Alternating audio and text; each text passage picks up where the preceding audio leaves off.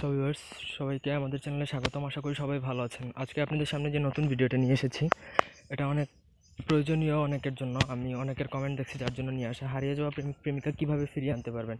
অর্থাৎ দেখা যায় যে আপনি দীর্ঘদিন কাউকে মন থেকে ভালোবাসেন বা তার সাথে সম্পর্ক করে গিয়েছেন, হঠাৎ করে সে চলে গেছে বা যে কোনো একটা কারণে ব্রেকআপ হয়ে গেছে বা আপনার সাথে ছলনাই করছে ধরেন, তাকে কীভাবে ফিরিয়ে আনবেন। কিন্তু আপনি তাকে সত্যিকার অর্থে ভালোবাসেন, সেক্ষেত্রে আপনি এই প্রয়োগটা করতে পারেন এবং ইনশাল্লাহ আপনারা যদি অন্তর থেকে যদি ঠিকমতো কাজ করতে পারেন খালিস নিয়াতে, তাহলে আপনি 100% ফলাফল পাবেন ইনশাল্লাহ। আমি এই গ্যারান্টিটুকু দিলাম।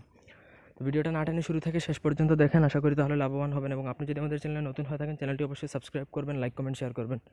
এবং আপনারা যদি আমাদের দিয়ে কোনো ব্যক্তিগত কাজ করাতে চান, তাহলে স্ক্রিনে দেওয়া নাম্বারে আমাদের সাথে ইমোতে যোগাযোগ করতে পারেন। উপরে দেওয়া আছে আমাদের নাম্বারটি। আমাদের ইমো নাম্বার হচ্ছে 09090522232। এবং শীঘ্রই আমরা আমাদের ফোন নাম্বার দিব, চাইলে আপনারা সরাসরি ফোনে কথা বলতে পারেন, ইমোতে এত ঝামেলা করার দরকার নেই। তো যাই হোক, স্ক্রিনে আমি যে বই থেকে নকশাটা দিয়েছি, এটা হচ্ছে আদি এবং আসল সুলেমানি তাবিজের কিতাব থেকে দেওয়া। আমি একবারে বইয়ের ছবি সহ দিয়ে দিয়েছি, যাতে আপনাদের কোনো শঙ্কা না থাকে বা সংকোচ না থাকে। কীভাবে কাজ করবেন সেটা আমি বলে দিচ্ছি। আপনি রবি শুক্রবার দিন হলে বেস্ট হয়। যদি আপনার কাছে যদি নিতান্ত যদি খুব আর্জেন্ট হয়ে যায়, তাহলে যে কোনো দিনই শুরু করতে পারেন। প্রথমত আমার অনুমতি নেবেন। ভিডিওতে 5টা কমেন্ট করেন, আমি অনুমতি দিয়ে দেবো, ঠিক আছে? কারণ আমরা বলি অনেক সময় 5টা কমেন্ট করতে, কারণ আমাদের চ্যানেলের অ্যাকচুয়ালি রিচ দরকার।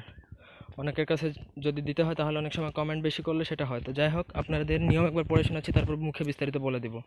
কোনো লোক বা শিশু, যদি কোনো শিশুও যদি হারা যায়, সেক্ষেত্রে এটা প্রয়োগ করতে পারেন। কোনো লোক যদি হয় বা প্রেমিক প্রেমিকা হয়, সমস্যা নেই, তার ক্ষেত্রেও আপনি এটা প্রয়োগ করতে পারবেন।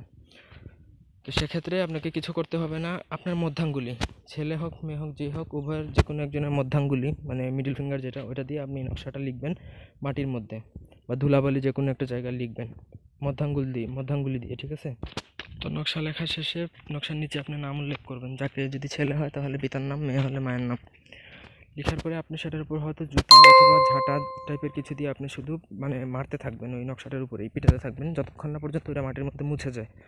ওই সময় পর্যন্ত আপনি ওইটা দ্বারা জুতা পেটা বা ওই ঝাঁটা দ্বারা বাইরেতে থাকবেন। তো নকশাটা মুছে যাওয়ার পরে এইভাবে কমসে কম 3 দিন 5 দিন অথবা 7 দিন করলে কাঙ্ক্ষিত ব্যক্তি আপনার সাথে যোগাযোগ করবে এবং ফিরে আসবে।